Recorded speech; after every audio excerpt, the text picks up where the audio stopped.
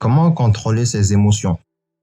Ces choses qui ont tendance à nous pourrir la vie, à nous mettre dans des situations inconfortables, raison pour laquelle on cherche à s'en débarrasser le plus souvent.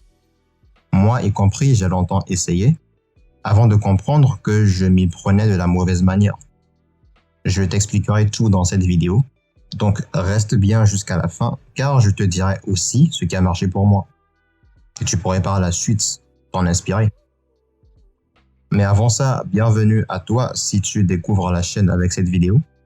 Ici, je partage tout ce qui est lié au mindset que j'ai appris durant mon processus d'évolution et d'ailleurs que je continue à apprendre.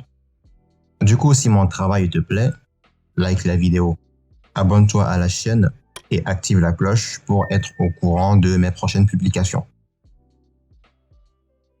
Déjà, il faut comprendre ce qu'est une émotion. Par définition, une émotion est une information que nous donne notre corps à travers le déclenchement de réactions physiologiques.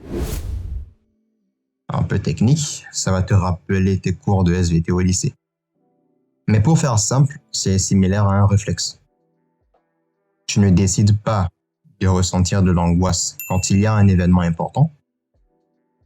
Tu ne décides pas d'être en colère ou frustré quand tu échoues sur un projet. Les émotions se produisent dans notre subconscient, donc avant qu'on en ait conscience. Avec ça, tu comprends déjà que tu ne peux pas les contrôler à proprement dit ou t'en débarrasser.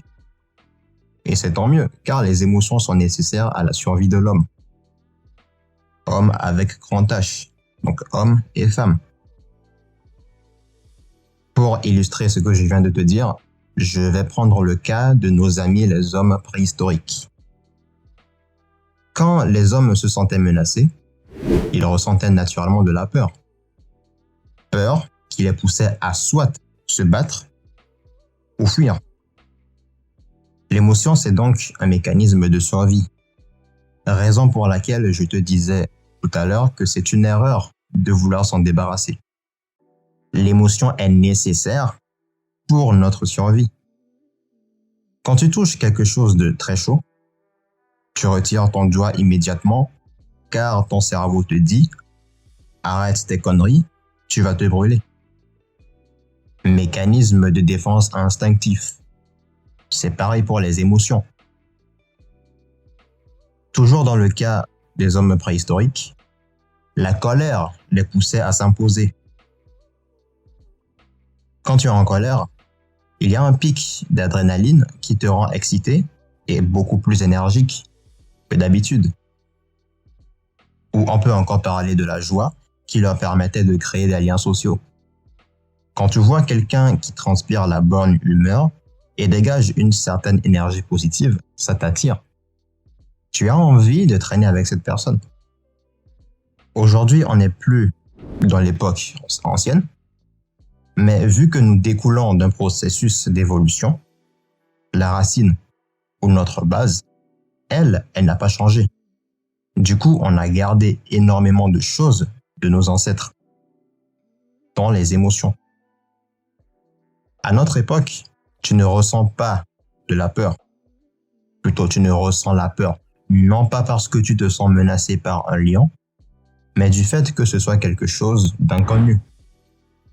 Ce qu'on appelle communément la peur de l'inconnu. Du fait que ce soit quelque chose ou quelqu'un qui peut menacer ta vie ou ton confort. Tu ressens du bonheur quand une personne que tu aimes te complimente ou te félicite sur un quelconque accomplissement. Tu ressens de la colère quand on touche à ton intégrité ou à ton honneur. Et comme je le disais, c'est quelque chose qui vient de notre subconscient. Du coup, tu vois que tu ne peux pas contrôler tes émotions. Mais ce qui est génial, c'est que tu peux faire en sorte que tes émotions ne te contrôlent pas. La première chose à faire, ou à ne pas faire, c'est de s'identifier à ses émotions. On aime dire « je suis triste »,« je suis en colère ». Ce sont des affirmations fausses. Tu n'es pas en colère, mais tu ressens de la colère. Tu n'es pas triste, tu ressens de la tristesse. Tu n'es pas heureux, mais tu ressens du bonheur. Tu n'es pas amoureux de quelqu'un, tu ressens de l'amour pour quelqu'un. La différence, c'est que dire je suis, ça indique un état. Et par définition, un état, c'est quelque chose qui est et qui demeure. La Terre est ronde. L'état de la Terre, c'est la forme ronde. Dans 5 ans, dans 100 ans, dans 1000 ans, ça va jamais changer. C'est pour ça qu'on dit que c'est un état. C'est une vérité qui est vraie aujourd'hui. C'est un peu de la tautologie, mais c'est une vérité qui est là aujourd'hui et qui va perdurer dans le temps. Par contre, l'émotion est un sentiment que tu vas ressentir sur une certaine durée. Tu es un homme ou une femme, mais tu n'es pas une émotion.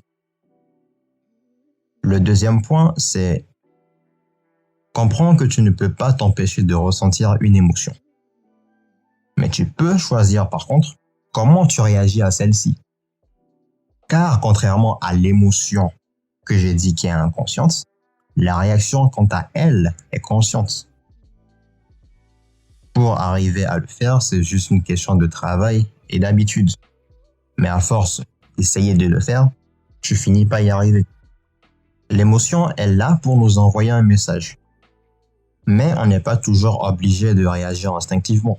Alors bien sûr, il y a des situations où tu dois réagir instinctivement. S'il y a quelqu'un qui fait 1m95 avec un gros bâton à la main et qui te suit dans la rue à 1h du matin, ne te pose pas de question de savoir si ta réaction est juste ou pas. Tu te transformes en Usain Bolt et tu traces. C'est tout. Tu te poses pas de questions.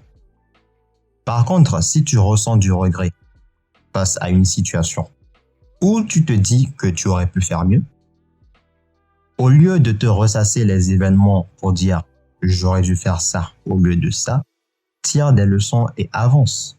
Tu ne peux pas changer le passé. Dans le cas de la colère, tu surprends par exemple ta partenaire en train de te tromper.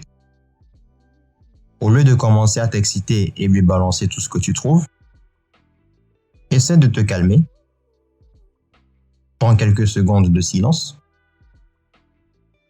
et tu t'en vas tout simplement si c'est ce que tu veux faire. Dans cet exemple, l'émotion est de la colère, mais la réaction qui suit est différente de la réaction instinctive évoquée. Donc la réaction instinctive, c'était de se mettre dans son émotion et de parler en criant. Mais là, tu vois que la réaction était différente parce que tu es conscient de ta réaction. Il y a certaines émotions où ce sera beaucoup plus dur que d'autres. Pour certaines, ce sera plus facile de prendre de la hauteur quand ils ressentent de la peur alors qu'ils ne contrôlent pas leur colère. D'autres, ce sera peut-être la tristesse. Mais on est tous différents. Dans mon cas personnel, c'était plus facile de prendre la hauteur sur la tristesse, par exemple. Alors que j'étais quelqu'un de colérique et je réagissais sur le tas quand on m'énervait.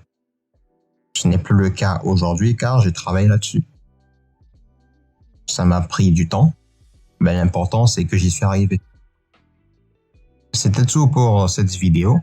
J'espère qu'elle t'aura plu et surtout que tu auras trouvé les réponses à tes questions.